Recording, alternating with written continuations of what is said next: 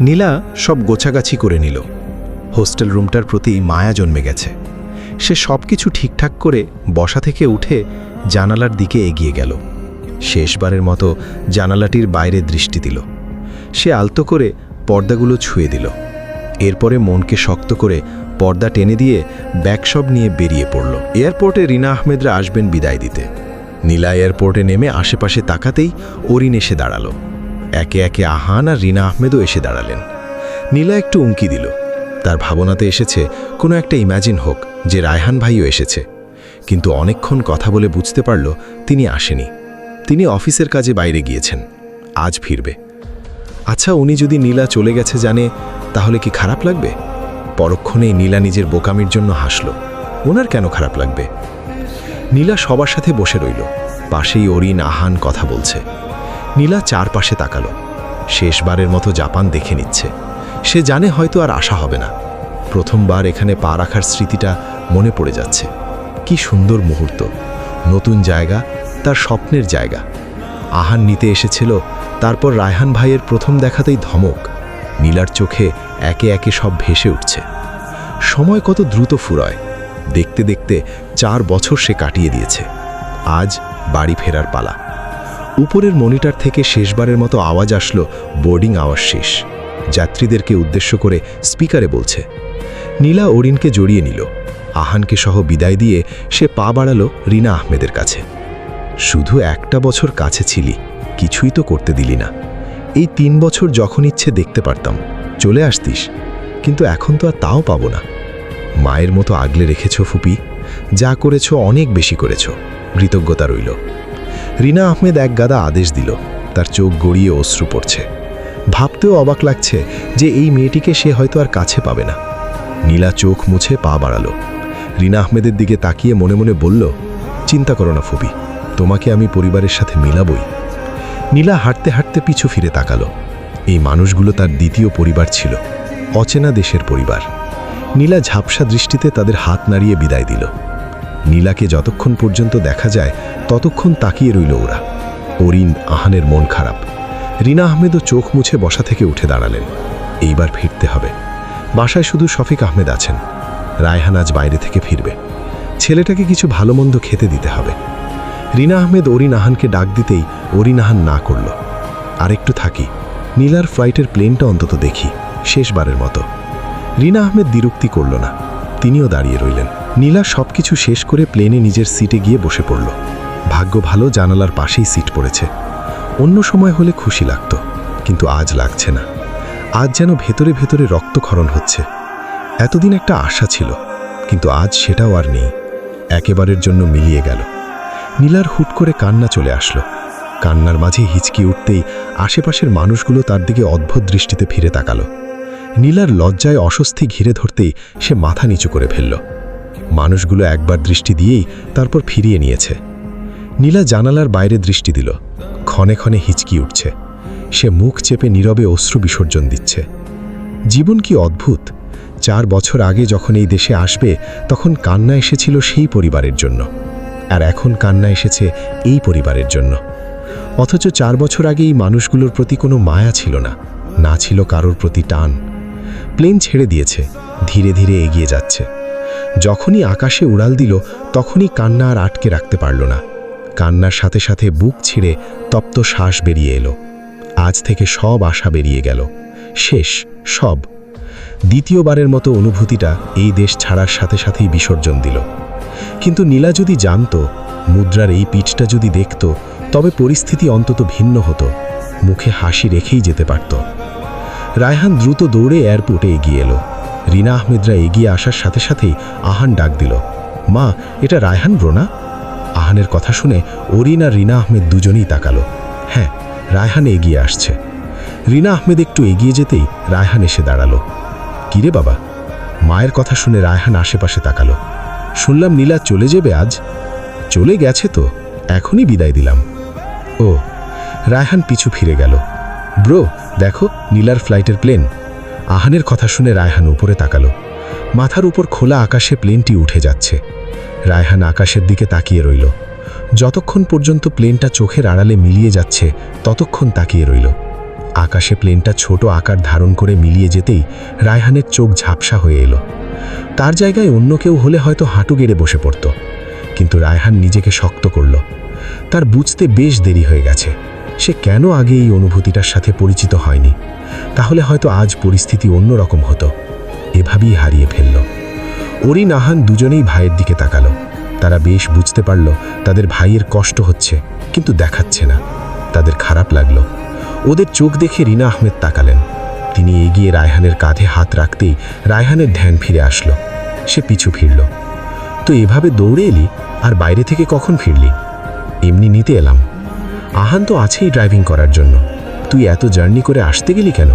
সবে মাত্র বাইরে থেকে এলি, বাসায় বিশ্রাম নিতে এসেছি বলে দুঃখ পাচ্ছ যে? বলেই রায়হান গাড়ির দিকে এগিয়ে গেল। ড্রাইভিং সিটে বসতে নিতেই আহান ডাক দিল, ব্রো তুমি অন্য সিটে বসো, ড্রাইভ আমি করব। আহানের কথায় রায়হান কিছু না বলে সরে গিয়ে ড্রাইভিংয়ের পাশের সিটে বসল। রায়হান জানালার বাইরে দৃষ্টি দিল। তার কিছুই হুট করে ভালো লাগছে না। বুকের ভেতর কোথাও যেন চিনচিনে ব্যথা অনুভব করছে। তার এমন কেন লাগছে? বাবার মুখ থেকে নীলা চলে যাচ্ছে শুনে সে কেন দৌড়ে এয়ারপোর্টে এলো? কেন নীলাকে একটি পলক দেখার জন্য এত জার্নির পরেও আবার এখানে চলে আসলো? তার এমন বাজে অনুভূতি কেন হচ্ছে? তাহলে কি নীলা চলে গেছে তাই? কিন্তু তার সাথে নীলার কিসের সম্পর্ক? এমন তো নয় যে অনেক ঘনিষ্ঠ সম্পর্ক ছিল। তবে এই অনুভূতির নাম কি? নীলা চাদর গায়ে ভালো মতো জড়িয়ে ব্যালকনিতে দাঁড়ালো। শীত শীত লাগছে, কিন্তু তার এই আবহাওয়াটা ভীষণ করে ভালো লাগছে। রিহি নীলার রুমে ঢুকল। রুম অন্ধকার। রাতের খাবার খাওয়ার জন্যই ডাকতে এসেছে সে ব্যালকনির দিকে এগিয়ে গেল। নীলাকে অন্ধকারে অন্যমনস্কভাবে দাঁড়িয়ে থাকতে দেখে রিহি পাশে দাঁড়ালো। নীলা অনুভব করল রিহি এসে দাঁড়িয়েছে, কিন্তু কিছু বলল না। রিহি এক পলক নীলার দিকে তাকিয়ে বাইরে দৃষ্টি দিল। কি হয়েছে তোর? কি হবে? নীলা বাইরের দিক থেকে দৃষ্টি না সরিয়ে শান্ত স্বরেই কথাটা বলল। তোকে এমন কেন লাগছে? নীলা একটা দীর্ঘশ্বাস ফেলল। ভেবেছিল ওই দেশ ছাড়ার সাথে সাথে দ্বিতীয় অনুভূতি বিসর্জন দিয়ে দিয়েছিল, কিন্তু না, এদেশে এসে তার আরও খারাপ লাগছে। বুকে গভীরভাবে চিনচিনে ব্যথা অনুভব হচ্ছে। নীলা নিজেকে শান্ত করার চেষ্টা করল। ইমন ভাইয়ার সাথে কথা হয়েছে? ইমনের কথা বলতেই রিহি মাথা নিচু করে ফেলল। নীলা অন্ধকারেও বুঝতে পারল রিহিও মুখশ্রী লজ্জায় রাঙা হয়ে গেছে। রিহি হ্যাঁসূচক মাথা নাড়ল। নীলা রিহির দিকে তাকালো। কেমন অদ্ভুত সুন্দর দেখাচ্ছে মেয়েটাকে।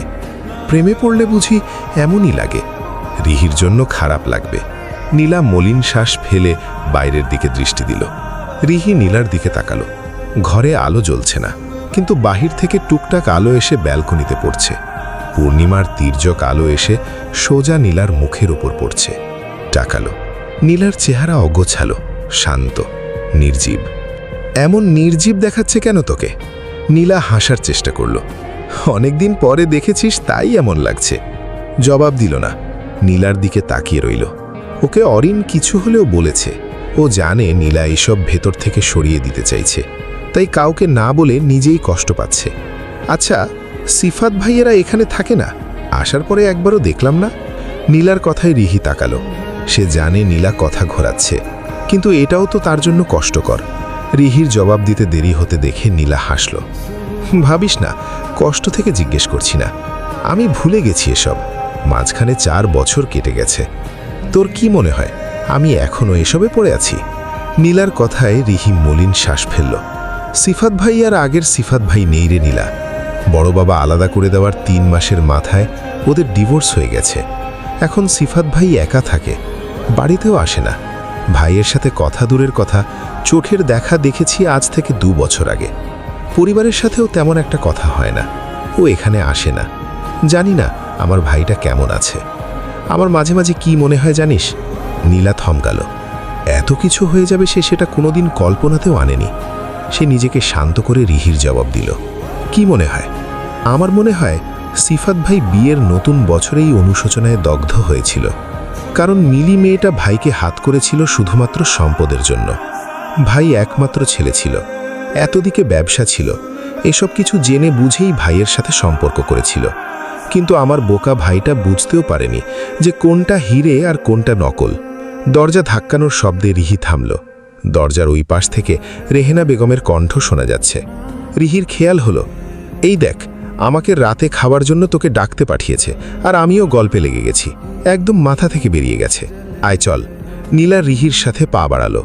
খাওয়া শেষ করে আমান শেখ উঠতে যাবেন, তখনই নীলা বড় বাবার দিকে তাকালো। বড় বাবা, একটা কথা বলি? আমান শেখ টিস্যুতে হাত মুছতে মুছতে নীলার দিকে তাকিয়ে হাসল। একটা কেন, যতটা ইচ্ছে বল, অনুমতি নেওয়ার কি আছে? নীলা নিজেকে শান্ত করে প্রস্তুত করল।